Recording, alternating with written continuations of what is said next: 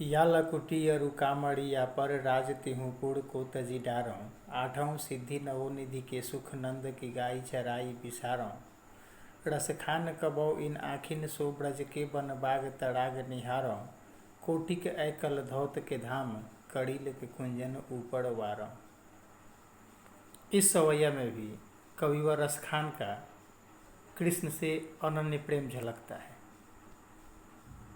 उनका कहना है कि या लकुटी अरु कामड़िया पर राज तिहु पुर को तजी डारों।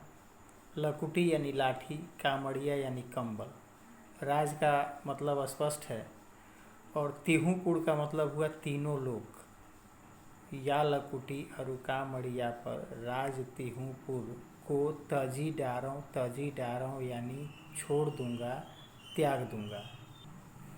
यानी कृष्ण की लाठी और कंबल के लिए, कृष्ण की लाठी और कंबल यदि कोई ला करके देता है तो एक तरफ कृष्ण की लाठी और कंबल और दूसरे तरफ तीनों लोकों का राज्य।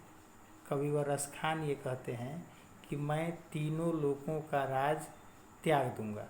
तजी डारों, राज तिहुपुर को तजी डारों। किस चीज़ पर? या लकुटी अरु कामड़िया पर। लकुटी और कंबल पे तीनों लोकों के राज्य का त्याग कर दूंगा। यदि हमको नंद की गायें चराने को मिल जाए तो आठों सिद्धि और नवो निधि के सुख का भी त्याग कर दूंगा। आठों सिद्धि नवो निधि के सुख नंद की गाय चराई बिसारों। आठों सिद्धि और नवो निधि का सुख जो होता है वह हम नंद की गाय को चराने के एवज में छोड़ने के लिए तैयार हैं। अष्ट सिद्धि नवनिधि के दाता हनुमान को कहा गया है।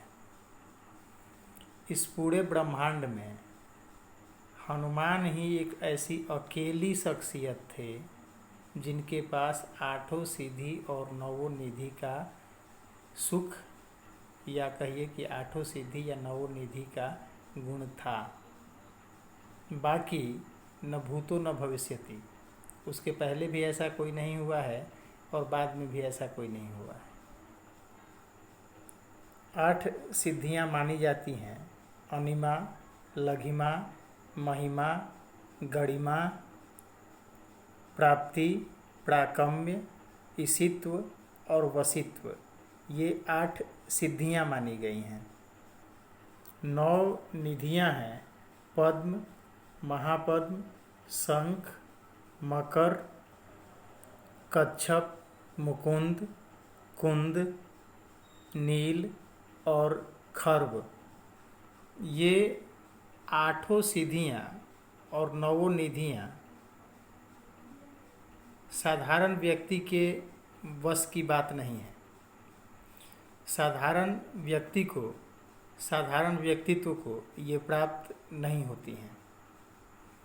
रसखान ये कहते हैं कि यदि हमको ये दे भी दिया जाए, यदि ये हमको मिल भी जाए, तो मैं इनका नंद के गाय चराने के सुख के बदले में सहज रूप से त्याग कर दूंगा। 8 सिद्धि नवोनिधि के सुख नंद की गाय चराई बिसारों। आगे कहते हैं कि कोटिक ऐकल धौत के धाम कड़ील के कुंजन ऊपर वारों। कोटिक यानी करोड़ों।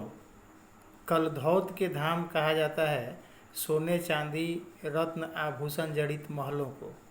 तो लाखों करोड़ों सोने चांदी रत्न आभूषण जड़ित महलों का त्याग मैं कर दूंगा, सिर्फ यह देख करके कि यदि हमारी आँखों को ब्रज के वन, बाग, तड़ाग यानी पोखर, तालाब या कंटीली झाड़ियाँ यदि हमको देखने को मिल जाए, यदि हमारी आँखों को उनका दीदार हो जाए, तो मैं लाखों करोड़ों रत्न आभूषण जड़ित महलों के सुख का भी त्याग बड़े ही सहज भाव से, आराम से, बिना किसी हिचक के करने के लिए तैयार हूँ। यानी दुनिया का बड़ा से बड़ा सुख बड़ी से बड़ी उपलब्धि का त्याग भी रसखान के रूप में एक भक्त अपने भगवान के लिए करने को तैयार है। एक सच्चे भक्त की आंखें भौतिकता की चकाचौंध में धोखा नहीं खाती।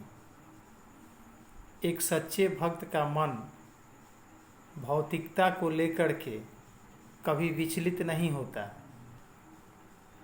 एक सच्चा भक्त दुनिया का बड़ा से बड़ा सुख सहज भाव से त्याग देता है, सिर्फ अपने आराध्य की एक झलक पाने के लिए। इस सवैया में हमको कविवर रसखान का उत्कृष्ट समर्पण भाव देखने को मिलता है।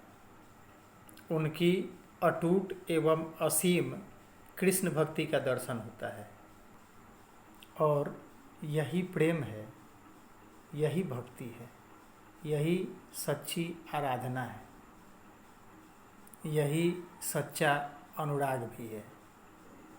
हम कितनी बड़ी भेंट, कितना बड़ा उपहार ले जा कर के अपने ईश्वर की चरणों में अर्पित करते हैं, यह महत्वपूर्ण नहीं है। महत्व इस बात का होता है कि हमने अपने ईश्वर के लिए अपना क्या क्या त्याग दिया, अपना क्या क्या छोड़ दिया। भगवान सोने के मुकुट चढ़ाने वालों से प्रसन्न नहीं होता है। भगवान सोने के मुकुट का त्याग करने वालों से अधिक प्रसन्न होता है।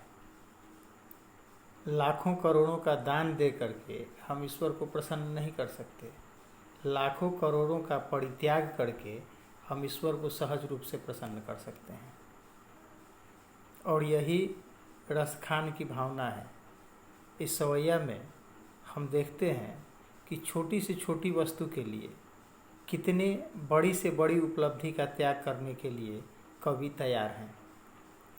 लाठी और कंबल के लिए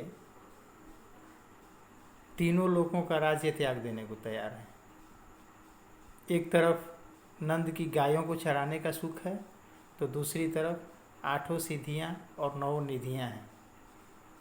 एक तरफ जंगल के कटीले झाड़ झाखड़ हैं, तो दूसरी तरफ सोने चांदी रत्न जड़ित महल हैं। अतः त्याग ही भक्ति है, त्याग ही आराधना है, त्याग ही प्रेम है।